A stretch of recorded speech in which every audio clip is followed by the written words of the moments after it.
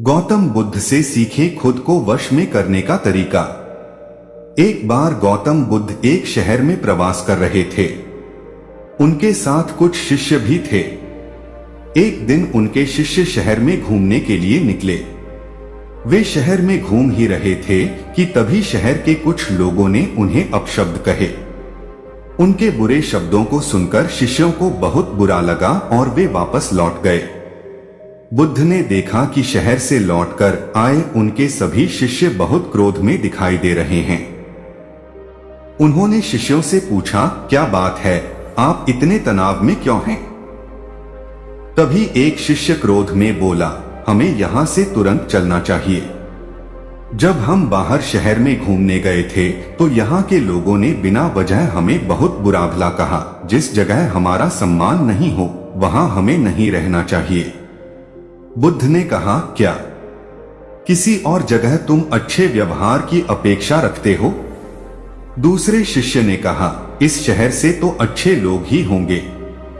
तब गौतम बुद्ध बोले, किसी जगह को सिर्फ इसलिए छोड़ देना ठीक नहीं कि वहां के लोग बुरा व्यवहार करते हैं। हमें तो कुछ ऐसा करना चाहिए कि जिस स्थान पर भी जाएं, उस स्थान को तब तक नहीं छोड़े जब तक अपनी अच्छाइयों से वहां के लोगों को सुधार न दें।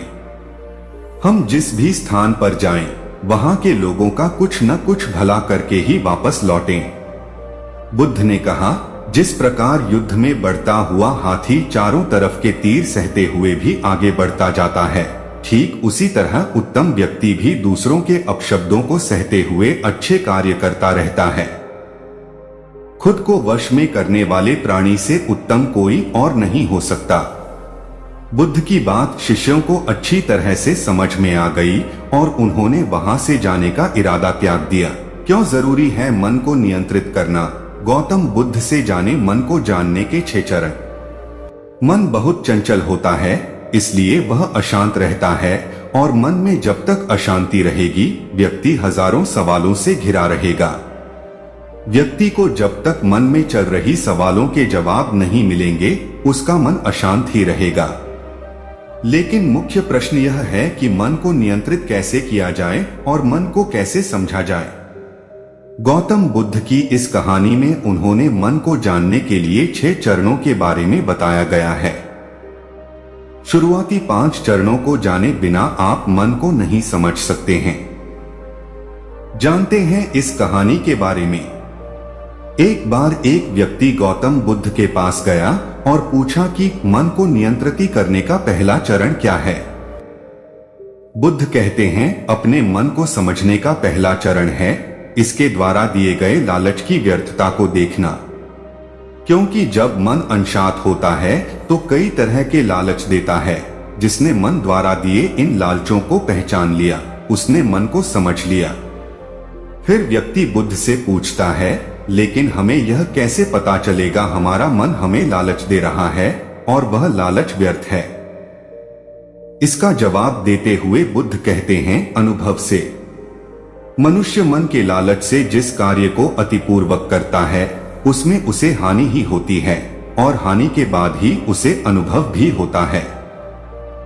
जैसे जिसने वास्तव में यह देख लिया कि नशा करना केवल दुख है, वह नशा मुक्त होना शुरू कर देगा। जिसने जान लिया कि ईर्ष्या से खुद का नाश होता है, वह ईर्ष्या से मुक्त हो जाएगा। मन को समझने का यही पहला चरण है। बुद्ध बताते हैं, मन को जानने का दूसरा चरण।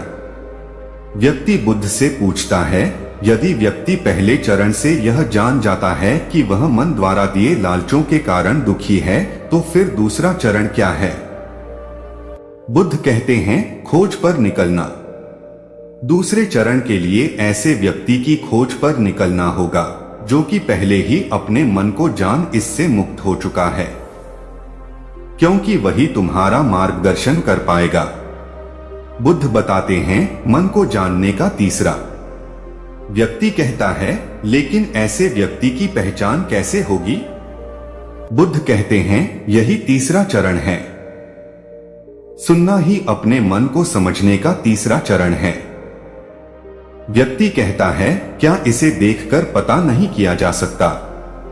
बुद्ध कहते हैं, देखने में कोई व्यक्ति बहुत शांत और अच्छा लग सकता है, लेकिन उसके मन के भीतर क्या है यह उसके शब्दों से ही पता चलता है।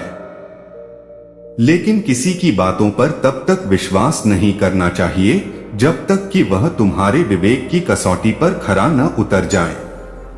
चौथा चरण है कर्म करना। बुद्ध कहते हैं, कर्म ही मन को समझने का चौथा चरण है। खुद को जानने के लिए सही दिशा में कर्म करना जरूरी है, लेकिन कर्म करते हुए व्यक्ति हर बार दो गलतियां करता है। पहली गलती है यह कि शुरुआत ही नहीं करना, और दूसरी गलती पूरा रास्ता तय नहीं करना। इन दोनों गलतियों के पीछे हमारे मन की ही चाल होती है।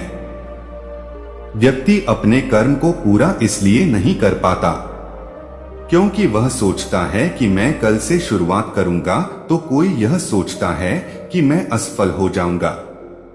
इन गलतियों का मुख्य कारण है जागरूकता की कमी। इसके बिना मन व्यक्ति को उसके सही दिशा में चलने नहीं देता। मन को जानने का पांचवा नियम है जागरूकता। बुद्ध कहते हैं, मन को जानने और समझने का पांचवा चरण है जागरूकता। इसीलिए हर कार्य को जागरूकता के साथ करो। बिना जागरूकता के साथ किया गया कार्य या फिर जिया गया क्षण मृत्यु के समान है। व्यक्ति बुद्ध से पूछता है, अपने जागरूकता के स्तर को कैसे बढ़ाया जा सकता है? बुद्ध कहते हैं, ध्यान से। ध्यान ही मन को जानने, समझने और नियंत्रित करने का अंतिम चरण है। यानी ध्यान ही वह नाव है जिस पर बैठ मन रूपी नदी को पार किया जा सकता है। जिस व्यक्ति ने इन शुरुआती 5 चरणों से ध्यान को जान लिया, उसने अपने मन को जान लिया।